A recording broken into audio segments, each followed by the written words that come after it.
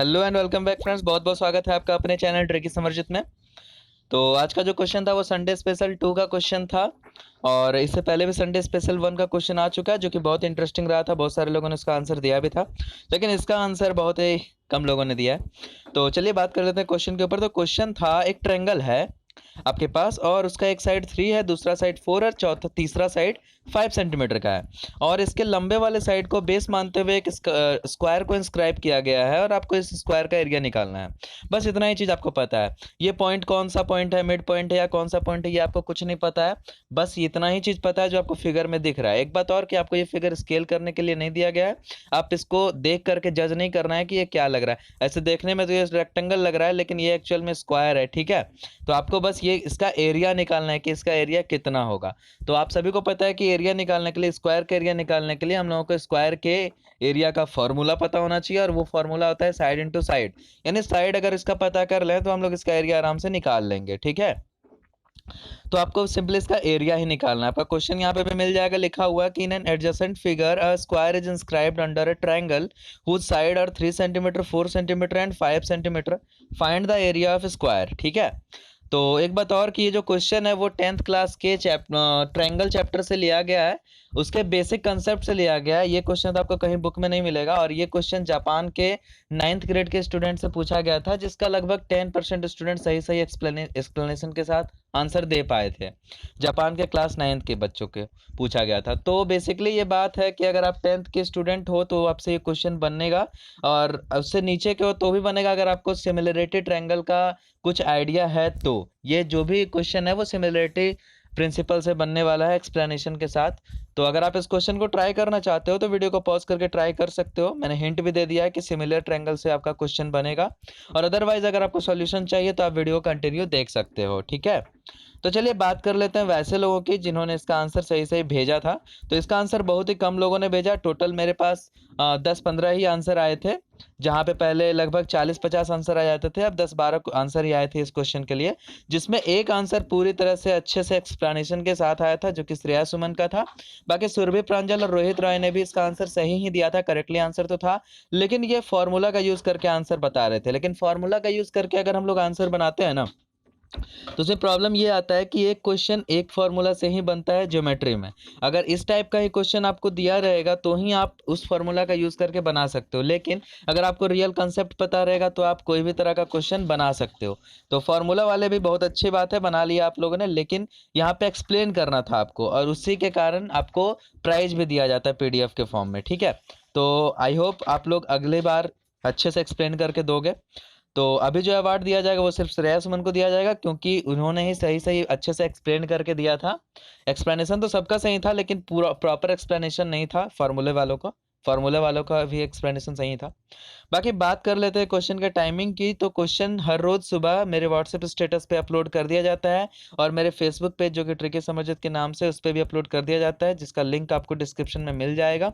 और अगर आप भी चाहते हैं कि आपको क्वेश्चन सुबह में ही मिल जाए तो आप इस नंबर को अपने फ़ोन में सेव करके अपना नाम भेज सकते हो, ताकि हर रोज आपको सुबह क्वेश्चन मिल जाए और आपको क्वेश्चन को बनाने का लगभग 15 घंटे का टाइम मिल जाए।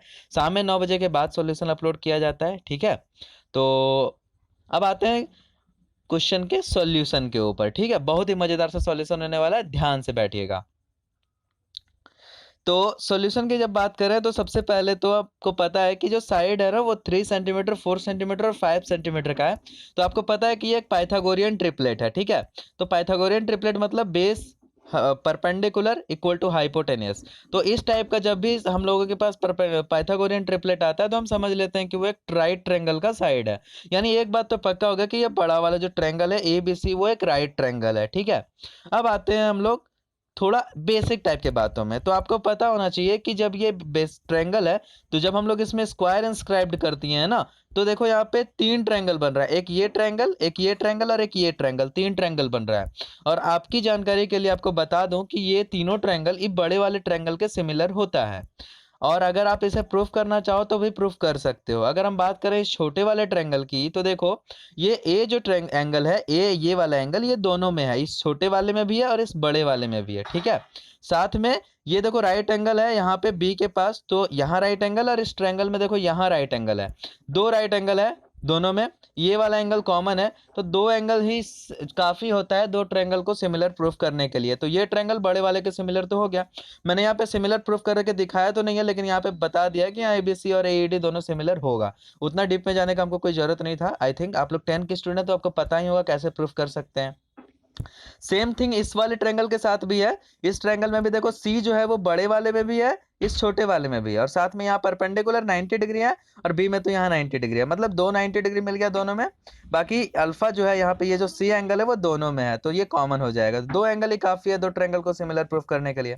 हालांकि यहाँ पे हम लोग क्या कर रहे हैं, ABC और AED ये वाला छोटा वाला ट्रायंगल और एक बड़ा वाला ट्रायंगल, इसको हम लोग सिमिलर प्रूफ कर दे रहे हैं।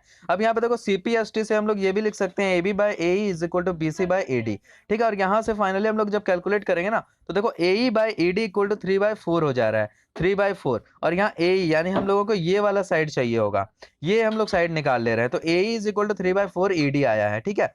और ED क्या है, एक स्क्वायर का एक साइड है ना, ये स्क्वायर है तो इसका एक साइड ही है। अगर हम लोग ये मान लें कि स्क्वायर का एक साइड x सेंटीमीटर का होगा, तो यहाँ पे आपका जो AE निकल करके आएगा वो 3/4 x आ जाया करेगा। तो इसको आप ध्यान में रखिएगा कि E जो आया है वो 3/4 x आया है। आते हैं नेक्स्ट स्लाइड पे। तो नेक्स्ट स्लाइड में हम फिर से छोटे वाले ट्रायंगल को जो यहाँ पे आपको दिख रहा है उसको हम लोग प्रूफ कर रहे हैं बड़े वाले ट्रायंगल के सिमिलर, ठीक है। हम लोगों ने अभी भी निकाला था कि AE जो होता है वो 3/4 x हो गया, ठीक है ना। अब हम लोग सिमिलरली यहाँ पे भी इन दोनों को सिमिलर प्रूफ कर देंगे और फाइनली CPST से हम लोग कैलकुलेट करेंगे। तो कैलकुलेट कर लेने के बाद अब देखो यहाँ पे इसका GF ले रहे हैं, इसका AB लेंगे कॉरेस्पॉन्डिंग साइड, इसका FC ले रहे हैं तो इसका BC लेंगे कॉरेस्पॉन्डिंग साइड, और फाइनली कैलकुलेट करोगे AB बाई BC, देखो यहाँ पे ये 3 था ये 4 है, तो AB by BC is equal to 3/4 यहाँ पे लिख ही सकते हैं, ठीक है। अब देखो BC बाई GF यहाँ पे इसको जस्ट उल्टा कर दिए हैं, BC बाय उल्टा करके लिखा है हम लोगों ने। यहाँ पे GF by FC is equal to 3/4 था, तो हम लोगों ने FC को ऊपर लिख दिया, GF को नीचे लिखा है, तो 4/3 आ गया। और फिर हम लोगों को निकालना क्या है, ये वाला साइड निकालना है, FC निकालना है। तो FC इज इक्वल टू हम लोग 4/3 GF लिख सकते हैं। और फिर से देखो यहाँ पे जो GF है वो स्क्वायर का एक साइड है जिसको हम लोगों ने x मान रखा है, तो यहाँ पे FC is equal to 4/3x है। बस यही था मेजर एक्सप्लेनेशन आपका। अब आपसे क्वेश्चन आराम से बन जाएगा। अब देखो यहाँ पे ये टोटल जो AC दिया हुआ है वो 5 दिया हुआ है। हम लोगों ने पिछली बार निकाला था AE is equal to 3/4x, और ये जो है वो साइड है स्क्वायर का, तो ये तो x होगा ही। और अभी अभी हम लोगों ने FC का वैल्यू निकाला है 4/3x, तो देखो तीनों को जोड़ेंगे तो 5 के बराबर होगा ना। 5 is equal to 3/4x plus x plus 4/3x, ठीक है। तो यहां से हम लोग निकाल लेंगे x का वैल्यू, तो x का वैल्यू फाइनली हमारे पास आ जाएगा 60/37, ठीक है।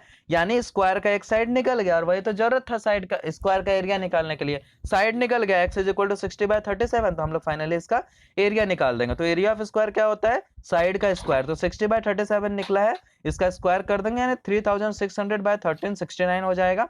और फाइनली इसको अगर डिवाइड करेंगे तो ये 2.6296 आ जाएगा, जो कि अप्रॉक्स 2.63 सेंटीमीटर स्क्वायर के बराबर होगा, ठीक है, 2.63 सेंटीमीटर स्क्वायर। तो हालांकि आंसर तो बहुत लोगों ने भेजा था, लेकिन गलत आंसर बहुत सारे लोग भेज रहे थे, और 3 लोगों का आंसर सही आया था, जिसमें 2 का एक्सप्लेनेशन फार्मूला के द्वारा था। हालांकि आप फार्मूला से बनाते हो तो बहुत अच्छी बात है, लेकिन फार्मूला से आपको एक ही तरह का क्वेश्चन बनेगा, कॉन्सेप्ट आपका अच्छा रहेगा तो आप किसी भी तरह का क्वेश्चन बना सकते हो। तो आई होप ये क्वेश्चन अगर आपको अच्छा लगा होगा, अगर आपको अच्छा लगता है तो आप लाइक कर देते हैं चैनल को या और वीडियो को सब्सक्राइब